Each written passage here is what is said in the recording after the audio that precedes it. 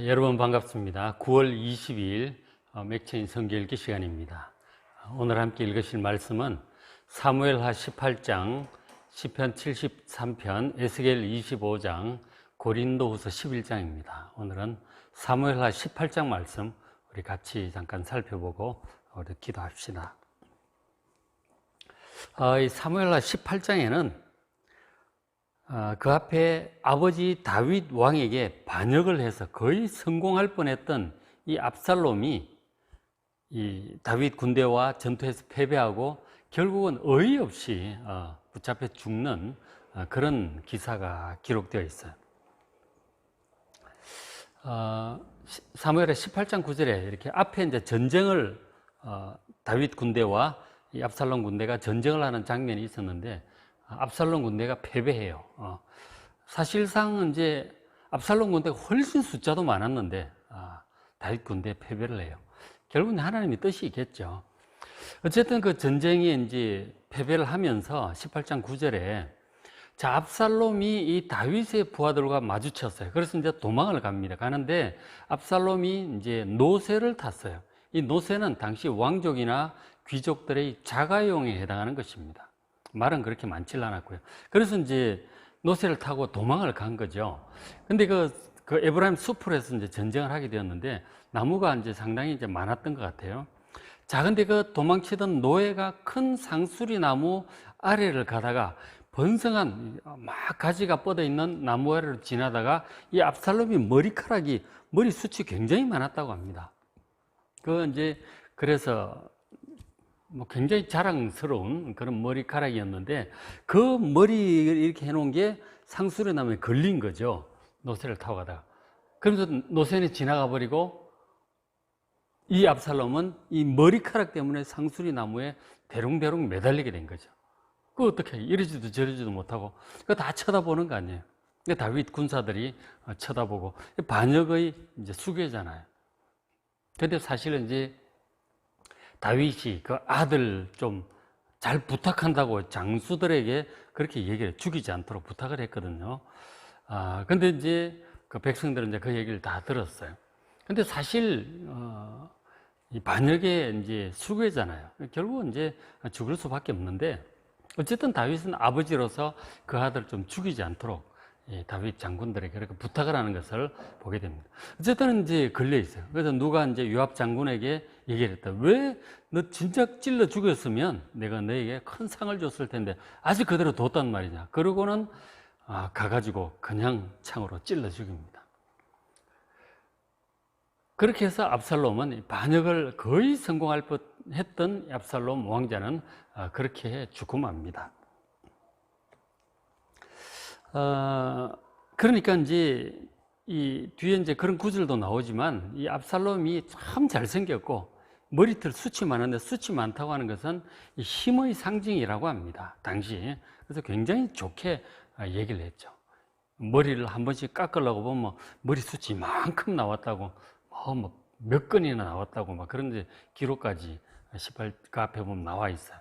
그렇게 자랑스러워했던 머리카락이었는데 오히려 그것 때문에 붙잡혀서 죽는 그런 불행한 일을 당하고 말았습니다.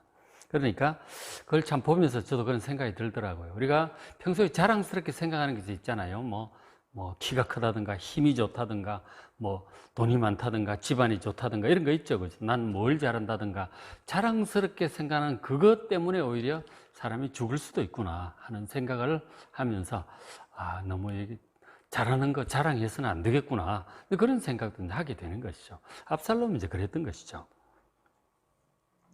자, 그렇게 해서 이제 이 반역의 수괴였던 이 압살롬 왕자가 죽으니까 그를 따르던 반역의 물은 순식간에 다 도망가 버렸어요.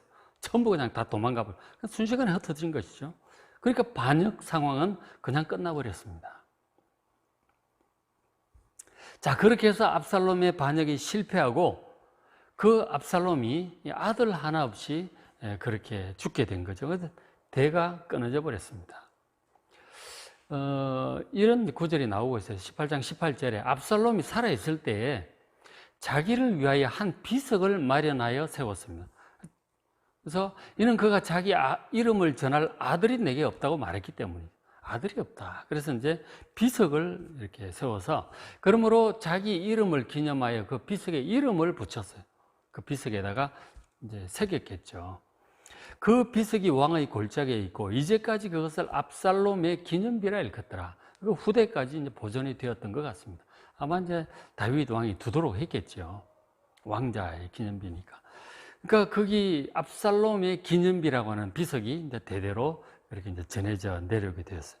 그러니까 자기 이름을 대대로 기억하기 위해서 세웠던 기념비가 오히려 참 부끄러운 기념비로 후대에 전해지게 된 것이죠.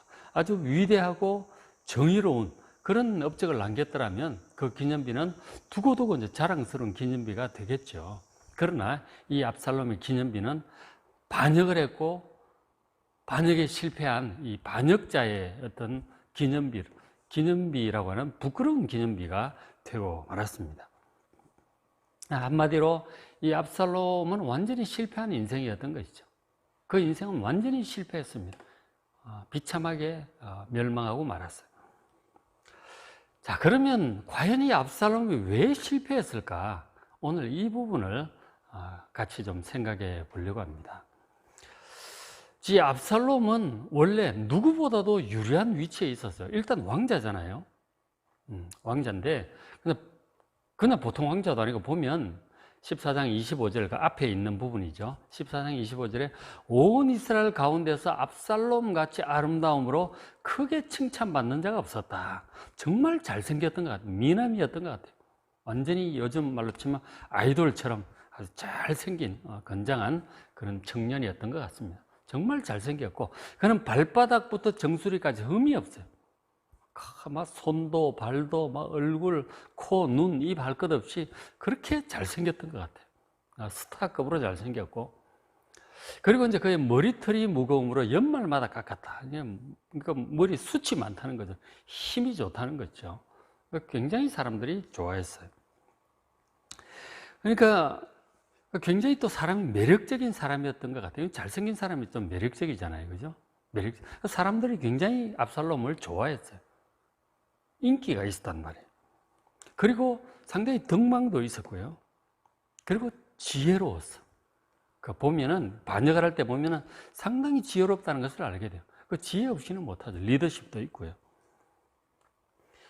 그 백성들이 보면은 물론 이제 자기가 나중에 결국 반역을 하려고 그렇게 했는데 백성들의 민심을 얻기 위해서 상당히 노력을 하는 것을 보게 돼요. 나중에 시간이 흘러가면서 백성들이 다윗 왕보다 이 압살롬 왕자를 더 좋아합니다. 민심이 전부 압살롬에게로 쫙 기울어지는 것이죠. 그렇게 훌륭한 사람이었어요. 많은 좋은 것들을 타고났어요. 그리고 이제 기본적으로 이 왕자인데 그 사무엘하 3장 2절에 이제 보면 다윗의 아들 왕자들에 대해서 소개가 나오는데, 자, 다윗이 헤브론에서 아들을 낳았어요. 그러니까 전 이스라엘 왕이 되기 전에 남유다에 이제 왕이 먼저 한 7년 하잖아요. 그때 이제 아들들을 낳는데 맏아들이 암논이에요. 큰 아들은 암논. 그 이스라엘 여인 아히노암의 소생이다. 이스라엘 여인의 딸이고. 그다음 두 번째가 둘째는 길르압이에요. 길르압. 갈멜 사람 나발의 아내였던 아비가일의 소생입니다. 아비가일 아시잖아요, 그죠? 그 나발, 미련한 그 나발의 원래 아내였던 사람이죠. 나중에 다윗의 아내가 되는데 그 아비가일이 이제 둘째 아들을 낳습니다. 길르압. 그럼 셋째가 압살롬이에요. 지금 이 반역자가 되는 압살롬인데, 이 압살롬은 누구냐면 그술 왕 달메의 딸 마아가의 아들입니다. 그술 왕의 딸의 아들이니까 그술 왕의 외손자가 되는 거죠.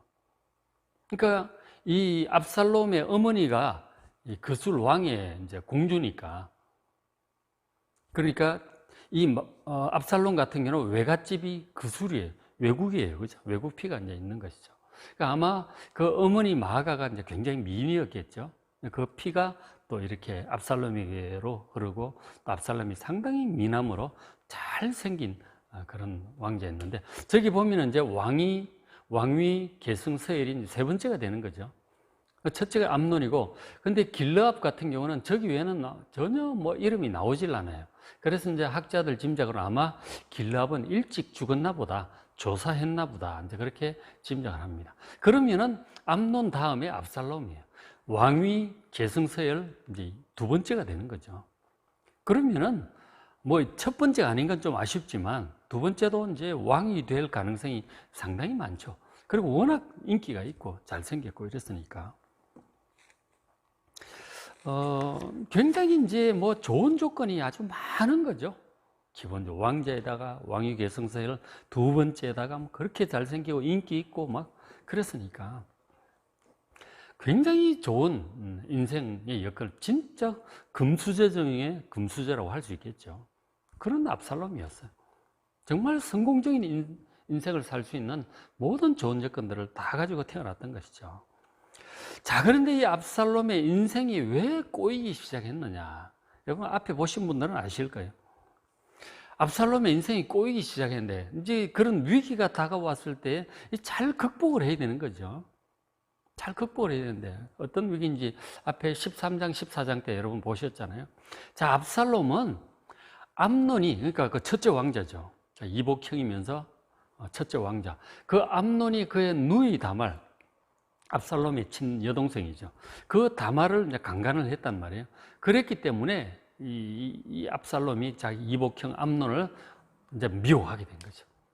자기 사랑하는 여동생을 그렇게 했기 때문에 너무너무, 근데 뭐 첫째 왕자니까 어떻게 할 수도 없고, 그렇죠? 암논에 대해서 잘잘못을 압살롬이 말하지 않습니다. 물론 사실은 이제 정상적이라면 그 형님에게 따져야 되는 거죠. 따져야 되고 아버지한테도 합당한 벌을 받도록 주청을 하든지 그렇게 해야 되는 거죠. 그런데 아무 조치를 안 합니다. 정상적으로 자기 속의 분노와 미움을 정상적으로 해결을 해야 되는데 합당한 벌을 받도록 그렇게 하든지 해야 되는데 그 아무것도 안 하고 그냥 속에 이 분노와 미움을 품고 살아갑니다. 이게 이제 화근이 되기 시작하는 거죠. 그러니까 우리가 어떤 분노를, 누구를 향한 미움이나 어떤 분노가 생겼을 때 그것을 정상적으로 해결을 해야 돼요. 항의를 하든지, 그죠? 따지든지, 뭐 하여간 정상적인 방법으로 이렇게 사과를 받든지 보상을 받든지 뭐 정상적인 방법으로 이 분노와 이 잘못된 것은 해결을 해야 돼요. 그렇지 않고 딱 품고 그 속에서 분노와 미움을 키우게 되면 결국 사고를 치게 돼요. 비정상적인 방법으로 분노와 미움이 폭발하는 것이죠. 그래서 이 압살롬 같은 경우 그 형에 대한 미움, 분노를 품고 있다가 죽여야 되겠다는 생각을 하게 돼요. 죽이면 안 되죠, 사람을. 자기 그래도 형님인데 사람을 죽여서는 안 되는 거예요. 하나님께서 살인하지 말라고 그러셨잖아요. 근데 아무리 밉다고 하더라도 어떻게 사람을 죽일 생각을 해요? 그래서는 절대로 안 되는 거죠. 근데 이 죽일 생각을 품게 되면 이제 반드시 저 형 암논 죽이고 말 것이다. 이 자체가 벌써 잘못된 것이죠. 거기서부터 인생이 꼬이기 시작하는 것입니다. 정상적으로 해야죠. 그래서 이제 결국은 그 분노를 품고 있다가 2년을 품고 있어요. 근데 기회를 보는 거죠. 어떻게 보면은 일을 꾸미는 데 있어서 사람들이 눈치 못 채도록 암논조차 잊어버릴 시간까지 기다리는 거예요. 만 2년을 기다립니다. 2년쯤 되니까는 다윗도 잊어버리고 암논도 뭐 피해를 당한 입장 사람 못 있지만 피해를 끼친 사람은 그냥 하나 해프닝으로 지나가는 거잖아요. 새카맣게 잊어먹습니다. 그러니까 동생 압살롬에 대한 경계심도 뭐 별로 없고 그러니까 이제 부주의하게 되는 거죠. 압살롬이 양털 깎는 그 추수 때죠. 행사를 할 때 암논과 형제들 불러다가 잔치하고 술을 먹이는 거죠. 그 술에 막 취했을 때 자기 하인들 시켜서 암논을 죽입니다. 속에 이 분노와 미움을 비정상적으로 계속 품고 있으면 결국 이렇게 사고를 치게 되는 거죠. 살인죄를 저지르게 됩니다. 그리고는 있을 수 없죠. 그리고 압살롬은 자기 외갓집인 그술 이웃 나라로 도망을 가버립니다. 이웃 나라니까 다윗도 뭐 함부로 어떻게 하기도 어렵죠. 도망가 버린 거예요. 참 속에 있는 분노와 미움을 여러분 쌓아두지 마시고 정상적으로 이걸 잘 풀어내셔야 됩니다. 잘 풀어야 사고가 안 나고 인생이 꼬이질 않습니다. 한 번 실수를 하고 죄를 저지르게 되면 그때부터 인생은 계속 꼬이는 거예요. 꼬이는 것이다 하는 것이. 자, 그리고 이제 왕위 계승 서열을 생각을 하면 압살롬이 태어날 때부터 1위가 아니었던 거잖아요. 1위가 왕자 서열 1위가 아니라는 사실이 아쉽고 억울할 수도 있을 것입니다. 내가 좀 우리 엄마가 날 좀 더 일찍 낳았더라면 내가 그다음 왕이 될 수도 있었을 텐데 뭐 그런 생각을 할 수도 있었겠지만, 그러나 워낙 왕들은 많은 아내를 두고 왕자들을 많이 낳죠. 뭐 어느 나라나 그렇잖아요. 그래서 이제 그 1등 왕자가 된다고 하는 건 뭐 꼭 1등 왕자가 안 될 경우도 또 있고 그렇죠. 세종대왕만 해도 뭐 3남이잖아요. 그죠? 뭐 그렇게 되는 건데,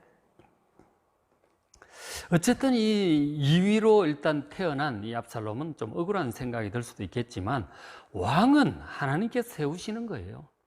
왕은 하나님께서 세우시는 것이고, 그리고 왕이 되려고 하면 어쨌든 정상적으로 해야죠. 이렇게 하나님의 뜻을 거스른다든지 인륜에 반해서 막 죽이고 이런 식으로 해서는 안 되는 것이죠.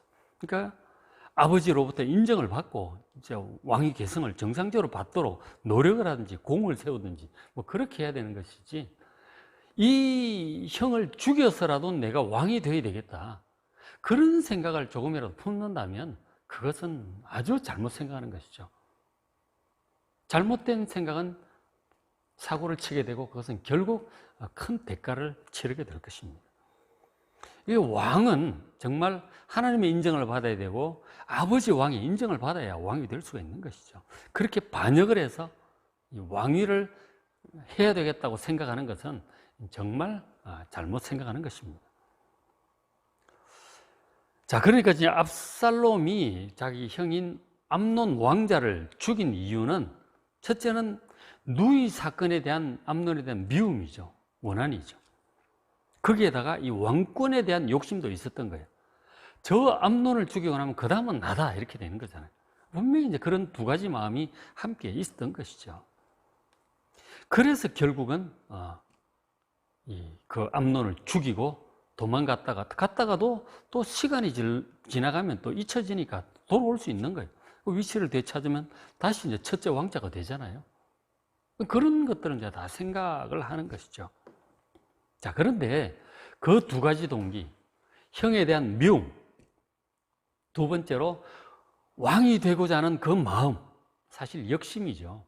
반역의 마음인데, 이건 둘 다 하나님 보시기에 옳지 않은 거예요. 불의한 것입니다. 이것은 둘 다 물리쳐야 할 유혹이에요. 형을 미워하고 죽이려는 마음도 그렇고, 반역을 일으켜서 왕권을 찬탈하려고 하는 그 마음도 그렇고, 둘 다 악한 것입니다. 이것은 물리쳐야 될 유혹인 것이죠. 이런 욕망을 잘 다스리지 못한다면 언젠가는 사고를 치게 되는 것입니다. 죄악을 감행하게 되는 것이죠. 거기서부터 인생은 점점 기울어지고 멸망길로 들어서게 되는 것입니다. 지금 이제 압살롬이 유혹을 당하잖아요. 자기 여동생이 강간을 당했을 때부터 형 암논에 대한 미움, 그러면서 죽여야 되겠다, 여동생의 원수를 갚아야 되겠다, 그런 생각이 있는가 하면 또 한편으로 그를 죽이고 나면 나중에 상황이 정리되고 나면 내가 왕위 괴설 서열 1위가 된다, 내가 왕이 될 수 있을 것이다, 이제 그런 생각까지 하는 거죠. 그리고 나중에 더 나아가서 아버지 다윗이 죽을 때까지 못 기다리겠다는 거죠. 반역을 일으켜서라도 빨리 내가 왕권을 잡아버려야 되겠다. 그 3단계까지 나아가는 거 아니에요. 죄가 점점 이제 깊이 들어가는 거죠. 그렇게 해서 결국은 반역의 자리까지 가게 되었습니다. 그런 이제 여동생이 죽었을 때 속에 그런 욕심이 싹 트는 거죠. 원한과 미움과 그리고 왕권에 대한 욕심, 그것도 조급한 욕심, 이런 것들 속에 막 싹 트는 거죠. 이런 죄악의 유혹이 들 때 여러분 잘 다스려야 됩니다. 죄악의 유혹, 죄악의 시험이죠. 그것을 잘 다스리지 못하고 받아들이면 감행을 하고 죄악을 저지르게 되고 한 번 발을 들어놓으면 점점 깊이 들어가는 거죠. 압살롬이 그런 전형을 보여주고 있습니다. 그래서 그런 유혹을 받고 있는 것을 하나님께서 아시는 거죠. 자, 그 비슷한 이제 케이스가 누가 있었느냐면 하나만 말씀드리고 마무리하죠. 자, 가인과 아벨의 경우였어요. 창세기 4장 7절에 나오는데, 우리 조상 아담과 하와의 두 아들 가인과 아벨이 있었잖아요. 자, 그들이 나중에 하나님께 제사를 드렸는데 하나님께서 이 아벨의 의로운 제사는 받으시고 가인의 불의한 제사를 받지 않으셨어요. 그것 때문에 이 형 가인이 동생에게 대해서 원한을 품게 됩니다. 시기와 미움을 가지게 된 거예요. 그렇게 그 분노를 사실 다스려야 돼요. 자기가 잘못했으니까 하나님 법도 따라 행하지 않고 자기 생각대로 했으니까 하나님께로부터 거절을 당한 거죠. 자기가 잘못한 것인데 그것은 생각 안 하고 왜 하나님은 내 건 안 받으시고 동생 것만 받냐 그러고 막 이렇게 하나님께 대해서 화를 내고 동생에 대해서도 시기와 질투와 분노를 품고 있는 거죠. 그 자체가 옳지 않은데 그 분노가 속에서 자라서 이 동생 죽이고 싶다는 생각이 자꾸 이제 스물스물 올라오고 있었던 것이죠. 죄의 유혹이었어요. 그래서 하나님께서 그것을 아시고 가인에게 이렇게 경고하셨습니다. 하나님께서 가인에게 직접 경고하신 거예요. 창세기 4장 7절에 네가 선을 행하면 어찌 낯을 들지 못하겠느냐. 선을 행하지 아니하면 죄가 문에 엎드려 있느니라. 죄가 지금 가인의 그 마음문 앞에서 엎드려 있는 거예요. 죄가 너를 원하지만 너는 죄를 다스릴지니라. 죄의 유혹을 다스려야 됩니다. 죄의 유혹을 다스려야 돼요. 그러나 이 가인은 하나님께 저런 경고를 받았음에도 불구하고 이 죄를 다스리지 않고 그냥 죄의 유혹에 끌려갑니다. 죄를 계속 키우는 거죠. 분노를 키우다가 결국은 동생 끌고 가서 들판에서 돌로 쳐 죽입니다. 첫 살인자가 되는 것이죠. 한 식구들끼리, 형제들끼리 이런 일이 벌어진 것이죠. 다윗도 마찬가지. 이 밧세바 이 여인에 대한 유혹을 다스리지 못하고 결국 음란을 하게 되고 그것 때문에 살인죄 지르고 그것 때문에 자기 애들끼리 막 강간죄, 살인, 막 반역까지 가잖아요. 이게 죄가 이런 무서운 것입니다. 압살롬도 여동생이 그렇게 강간을 당해서 왔을 때 그 마음을 잘 다스렸어야 되는 거예요. 죄의 유혹이 오고 죄가 문 앞에 엎드릴 때 정말 잘 분별하고 기도함으로 물리쳐야 됩니다. 그렇지 않고 그 죄의 유혹을 받아들이고 넘어가고 죄를 감행하게 되면 큰 불행한 일들이 벌어지는 것이죠. 여러분, 죄는 우리를 멸망으로 인도합니다. 하나님의 경고의 말씀을 잘 들어야 돼요. 우상숭배도 마찬가지예요. 간음을 행하는 것도 마찬가지고요. 십계명이나 도적질, 이런 것들, 사기, 이런 것들 다 마찬가지죠. 이 하나님께서 죄라고 하는 그런 것들에 대해서 감행하면 발을 들여놓으면 여러분 반드시 인생은 꼬이기 시작하고 멸망길로 접어드는 거예요. 정말 깨어서 잘 분별하시고 물리치고 뭐가 죄인지 딱 보면 알죠. 우리가 왜 모르겠어요. 그죠? 십계명에 명백하고 양심이 있는데 다 뭐가 죄인지는 알죠. 그러니까 특히 이런 거 막 간음죄 이런 거, 우상숭배, 살인, 폭행, 속여서 취하고 사기치고 이런 것들, 거짓 증거 있잖아요. 명백한 그런 죄들이 있죠. 어쨌든 하나님의 경고의 말씀을 잘 듣고 죄 무서운 줄 아시고 그 죄를 공의롭게 심판하신 하나님 무서운 줄 아시고 죄를 멀리하시고 의롭고 선하게 기도함으로 잘 살아가는 여러분 되시길 바랍니다. 여러분 성경 말씀을 꾸준히 읽으시면 그런 거 잘 분별할 수 있고 잘 물리칠 수 있습니다. 늘 깨어서 정결하고 선하게 의롭게 살아가는 여러분 되시길 바랍니다. 자, 오늘 사무엘하 18장 압살롬의 케이스죠. 시편 73편, 에스겔 25장, 고린도후서 11장 말씀 여러분 잘 읽어보시고 은혜 많이 받으시기 바랍니다.